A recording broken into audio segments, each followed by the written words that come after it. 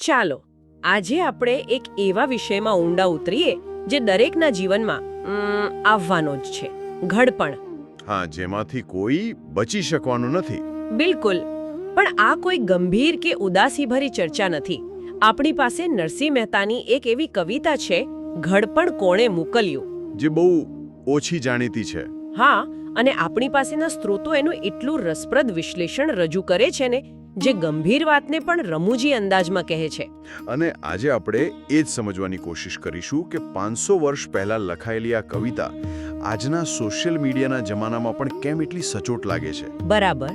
અને જુઓ, રસપ્રદ વાત એ છે કે આપણે નરસિંહ મહેતાને વૈષ્ણવજન જેવા ભજનોથી ઓળખીએ છીએ, એક ભક્ત કવિ તરીકે. હા, એકદમ. પણ આ કવિતા તેમનું એકદમ અલગ, એકદમ ધારદાર અને કટાક્ષપૂર્ણ સ્વરૂપ બતાવે છે. અહીં તેઓ કોઈ આધ્યાત્મિક ગુરુ નથી લાગતા. તો શું લાગે છે? એક અનુભવી નિરીક્ષક જે સમાજની નસ બરાબર પારખે છે. વાહ! તો ચાલો શરૂઆત કરીએ. પહેલી જ કડી ઘડપણની શારીરિક અસરોનું એવું વર્ણન કરે છે કે હસવું પણ આવે અને દયા પણ. કઈ છે પહેલી કડી? કવિતા કહે છે, ઉંબરા તો ડુંગરા થયા રે, પાદર થયા રે પરદેશ. મેં જ્યારે આ પહેલી વાર વાંચ્યું ત્યારે મનમાં સીધું એક ચિત્ર આવ્યું. કેવું ચિત્ર? કે એક વડીલ ઘરના ઉંબરા સામે જોઈને વિચારે છે કે આ માઉન્ટ એવરેસ્ટ આજે કેવી રીતે ચડવો. હા હા, બિલકુલ. અને ગામનું પાદર, જે કદાચ ચાલતા 5 મિનિટનો રસ્તો હોય, એ હવે જાણે વિઝા લઈને અમેરિકા જવાનું હોય. બસ એ જ. અહીં નરસિંહ મહેતા જે અતિશોક્તિ વાપરે છે એ અદ્ભુત છે. તેઓ ખાલી એટલું નથી કહેતા કે ચાલવું મુશ્કેલ છે. ના, એ તો બહુ સાદું લાગે. એ અનુભવને એટલો મોટો બનાવી દે છે કે આપણને એની તીવ્રતા તરત સમજાઈ જાય છે. આ વ્યક્તિના વિશ્વના સંકોચાઈ જવાની વાત છે. અને વાળ વિશેની લાઈન તો જુઓ, અંગે ઉજળા થયા છે કેશ. સ્ત્રોતમાં એનું જે રમૂજી અર્થઘટન છે એ મને બહુ ગમ્યું. શું છે? જાણે માથા પર કોઈએ તગારું ભરીને રૂ મૂકી દીધું હોય. કમાલ છે. આ માત્ર સફેદ વાળ નથી, આ એક બોજ છે જે દેખાય છે.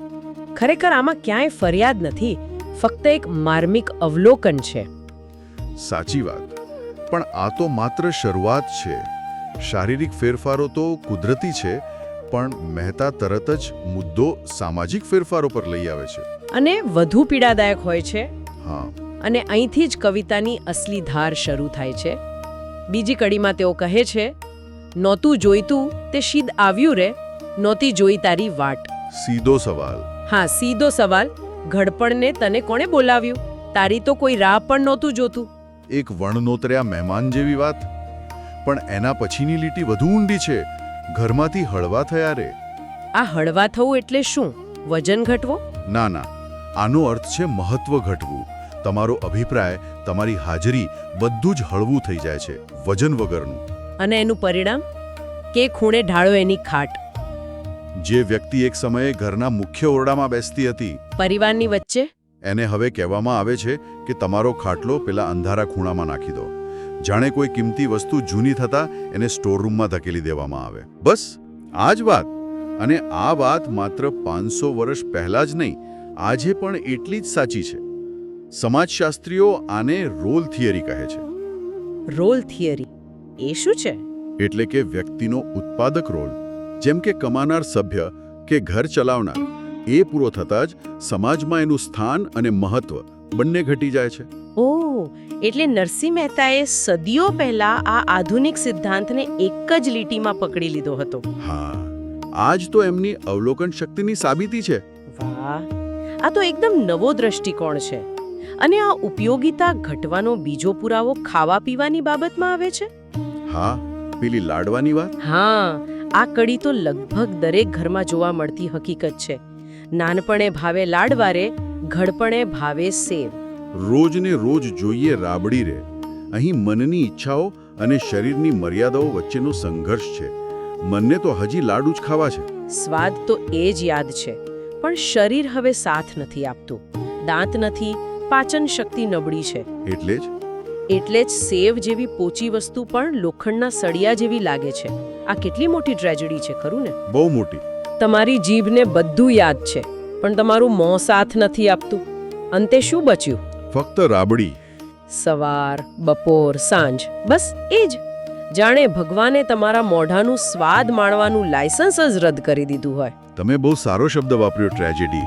આ એક નાનકડા રોજિંદા ઉદાહરણ દ્વારા જીવનની એક મોટી ખોટ અને લાચારીને નરસિંહ મહેતા ઉજાગર કરે છે. આ ખાલી ખોરાક વિશે નથી. તો શેના વિશે છે? જીવનના નાના નાના આનંદ ગુમાવવા વિશે છે. તમારી પસંદગીઓ છીનવાઈ જાય છે અને તમે મજબૂરીઓ સાથે જીવતા શીખો છો. બરાબર. પણ હવે પછીની કડીમાં વાત વધુ ગંભીર બને છે. હા, અત્યાર સુધી શારીરિક અને સામાજિક મર્યાદાઓની વાત હતી. હવે વાત આર્થિક પરાધીનતા અને અપમાન પર આવે છે. કવિ કહે છે, પ્રાતકાળે પ્રાણ મહારારે અન્ન વિના અકળાય. આ તો સ્વાભાવિક છે. સવારે ઉઠો એટલે ભૂખ લાગે. પણ બીજી લીટી જુઓ, ઘરના કહે મળતો નથી રે, તેને બેસી રહેતા શું થાય? આ તો હૃદય સોંસરવું ઉતરી જાય એવું છે. અમાનવીય પ્રતિભાવ છે. ઘરના લોકો અંદર અંદર વાતો કરે છે, આ ડોસો હજી મળતો કેમ નથી? આખો દિવસ પડ્યો રહે છે તો એ આટલી ભૂખ ક્યાંથી લાગતી હશે? આ ખૂબ જ તીખી સામાજિક ટિપ્પણી છે. અહીં નરસિંહ મહેતા પારિવારિક સંબંધોના એક કડવા સત્યને ઉજાગર કરે છે, જેના વિશે સામાન્ય રીતે કોઈ ખુલ્લીને વાત કરતું નથી. બરાબર. જ્યારે વ્યક્તિ આર્થિક રીતે બોજ બની જાય ત્યારે એની મૂળભૂત જરૂરિયાતો પણ બીજાની દયા પર નિર્ભર થઈ જાય છે. અને એ દયા ક્યારેક ટોણામાં ફેરવાઈ જાય છે. એટલે કે તમારી ભૂખ પણ હવે ઘરના બજેટ પર ભાર બની ગઈ છે. અને લોકોના મન પર પણ. મને એક પ્રશ્ન થાય છે, શું નરસિંહ મહેતા અહીં સમાજની ટીકા કરી રહ્યા છે કે પછી એ સ્વીકારી લેવાની વાત કરે છે? બહુ સારો પ્રશ્ન છે. મારા મતે તેઓ બંને કરી રહ્યા છે. એ કેવી રીતે? એક તરફ તેઓ સમાજને અરીસો બતાવી રહ્યા છે કે જુઓ, તમે આવા છો. પણ બીજી તરફ એ વ્યક્તિને પણ તૈયાર કરી રહ્યા છે કે આ વાસ્તવિકતા છે, આનો સામનો કરવા તૈયાર રહેજો. અને આ જ વાત આગળની કડીઓમાં વધુ સ્પષ્ટ થાય છે. હા, જ્યાં એકલતા અને અનાદરની લાગણી ચરમસીમાએ પહોંચે છે. જેમ કે દીકરા તો જૂજવા થયા રે, વહુઓ દે છે ગાળ, નવનાળીઓ જૂજવી પડી રે. અહીં શારીરિક અને સામાજિક બંને મોરચે હાર દેખાય છે. એક તરફ શરીરના સ્પેર પાર્ટ્સ જવાબ આપી રહ્યા છે અને બીજી તરફ સંબંધોના સ્પેર પાર્ટ્સ પણ કામ નથી કરતા. દીકરાઓ પોતાની દુનિયામાં વ્યસ્ત, વહુઓ કદાચ સીધી ગાળ ન દે પણ મેણાટોણાથી ઓછું નથી બોલતી. અને પૌત્ર પૌત્રીઓ પણ હવે દાદાને ગણકારતા નથી. દાદા કંઈક કહેવા જાય તો કહેશે, એ ડોસા ચૂપ રહો ને. વ્યક્તિની હાલત જાણે રેલવે સ્ટેશન પર પડેલા બિનવારસી સામાન જેવી થઈ જાય છે. જે વ્યક્તિ એક સમયે પરિવારનું કેન્દ્ર હતી તે હવે પરીઘ પર ધકેલાઈ જાય છે. અત્યાર સુધીની વાતો તો કડવી હતી, પણ હવે જે કડી આવે છે ને એ તો ક્લાઇમેક્સ છે. હા, ખરેખર હચમચાવી દે તેવી છે. એક એવું દ્રશ્ય જે કોઈ ડાર્ક કોમેડી ફિલ્મ જેવું લાગે. આ એક ક્ષણ છે જ્યાં નરસિંહ મહેતા સંબંધો પરનો બધો જ દેખાડો અને મહોરું હટાવી દે છે. અંતિમ ક્ષણો જ્યારે વ્યક્તિને સૌથી વધુ હૂંફની જરૂર હોય ત્યારે શું થાય છે એનું નગ્ન સત્ય બતાવ્યું છે. કવિતા કહે છે, આવી વેળા અંતકાળની રે, દીકરા પધાર્યા દ્વાર. અને પછી પાસળીએથી છોડી વાંસળી રે, લઈ લીધી તેણી વાર. આ દ્રશ્ય કલ્પના તો કરો. બહુ અઘરું છે. પિતા છેલ્લા શ્વાસ લઈ રહ્યા છે અને દીકરાઓ એ નથી પૂછતા કે બાપુજી ગંગાજળ પીવું છે કે કોઈ અંતિમ ઈચ્છા છે. ના, એમની નજર ક્યાં છે? એમની નજર તો પિતાએ પોતાની પાંસળી પાસે કેડમાં પૈસાની પોટલી ક્યાં છુપાવી છે એના પર છે. અને અહીં નરસિંહ મહેતાની કવિ તરીકેની તાકાત જુઓ. તેમણે પૈસા કે ધન જેવો સીધો શબ્દ નથી વાપર્યો, વાંસળી શબ્દ વાપર્યો છે. હા, વાંસળી એ જૂના જમાનામાં પૈસા રાખવાની કોથળી માટે વપરાતો શબ્દ છે. આનાથી દ્રશ્ય વધુ માર્મિક બને છે. અને દીકરાઓ શું કરે છે? પ્રાણ નીકળવાની પણ રાહ નથી જોતા. જેવી એ પોટલી હાથમાં આવે, લઈ લીધી તેણી વાર, તરત જ. આ તો સંબંધોની ક્રૂરતાની પરાકાષ્ઠા છે. એટલે કે આટલા વર્ષોની ચિંતા વ્યક્તિની નથી પણ એની સંપત્તિની હતી. આ પ્રશ્ન મહેતા સીધો પૂછે છે. તો આટલી બધી કડવી વાસ્તવિકતાઓ બતાવ્યા પછી, આટલા કટાક્ષ પછી, શું આ કવિતા નિરાશાવાદી છે? કોઈ ઉપાય જ નથી? ના, બિલકુલ નહીં. નરસિંહ મહેતા ક્યારેય નિરાશાવાદી ન હોઈ શકે. આખી કવિતા એક શોક ટ્રીટમેન્ટ જેવી છે. શોક ટ્રીટમેન્ટ? હા. પહેલા તમને વાસ્તવિકતાનો આંચકો આપે છે અને પછી એ આંચકામાંથી બહાર નીકળવાનો રસ્તો બતાવે છે. અને એ રસ્તો છેલ્લી કડીઓમાં આવે છે. એવું જાણી સૌ હરી ભજોરે, પરોપકાર કરી પામશો રે. આનો અર્થ એવો થયો કે મહેતા કહે છે, ભાઈ આ બધું તો થવાનું જ છે. શરીર સાથ છોડશે, દીકરાઓ સંપત્તિ લઈ જશે, ઘરમાં માન નહીં મળે. બરાબર. એટલે જ તેઓ કહે છે કે આ બધી મોહમાયા છોડો, તમારું શરીર, તમારી સંપત્તિ આ બધું નાશવંત છે. તો સાથે શું આવશે? ફક્ત એક જ વસ્તુ, તમે કરેલા સારા કર્મો, જમણે હાથે કરેલું પુણ્ય. માટે અહંકાર છોડીને ભગવાનનું નામ લો, પરોપકાર કરો. નહીતર ગળપણમાં તો સેવ પણ નહીં ચવાય. હા, બિલકુલ. અહીં હાસ્ય અને કટાક્ષનો ઉપયોગ એક ખૂબ જ ગંભીર આધ્યાત્મિક સંદેશ આપવા માટેનું એક સાધન માત્ર છે.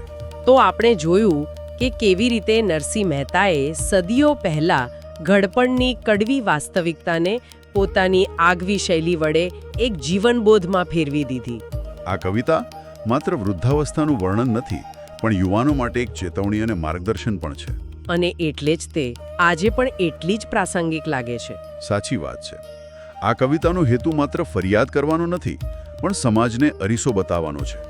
તે યાદ અપાવે છે કે જે આજે યુવાન છે તે કાલે વૃદ્ધ થશે. અને આખી ચર્ચાના અંતે આ કવિતા આપણા માટે એક વિચાર મૂકી જાય છે. શું વિચાર? કવિતા એ વાત કરે છે કે વૃદ્ધ વ્યક્તિ સાથે કેવો વ્યવહાર થાય છે. તો આપણા માટે એક પ્રશ્ન છે. કયો પ્રશ્ન? જેમ જેમ આપણો સમાજ વૃદ્ધ થઈ રહ્યો છે, ત્યારે શું આપણે એવી દુનિયા બનાવી રહ્યા છીએ જ્યાં વડીલોને 500 વર્ષ પહેલા મહેતાએ વર્ણવ્યા મુજબ બોજ માનવામાં આવે? કે પછી આપણે એવી સંસ્કૃતિનું નિર્માણ કરી રહ્યા છીએ જે તેમના જ્ઞાન અને અનુભવને માન આપે? ભલે તેમનો ખાટલો ખૂણામાં કેમ ન હોય, આ એક વિચારવા જેવી વાત છે.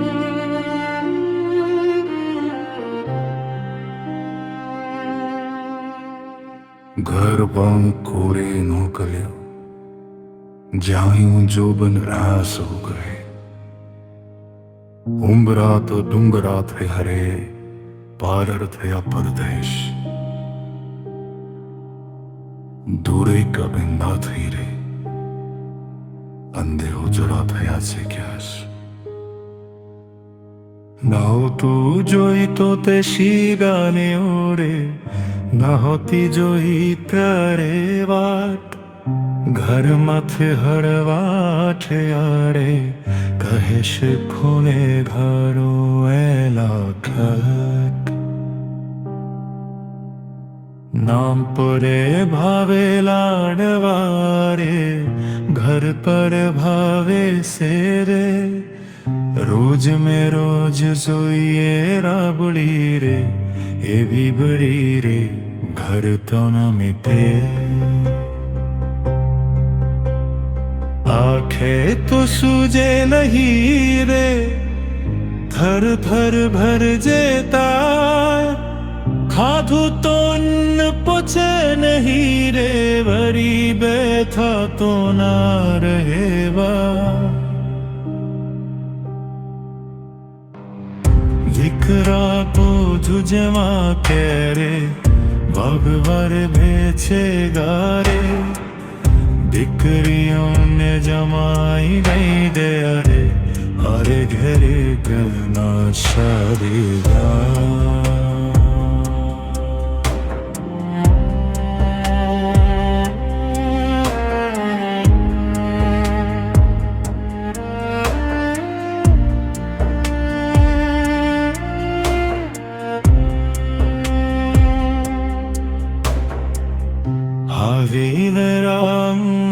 કારણી રે ક્યારે દીકરા પખારે દ્વાર ભાંસરીએથી છાડી વાંસરે રે ધીરે લઈ રીધી તેની વાત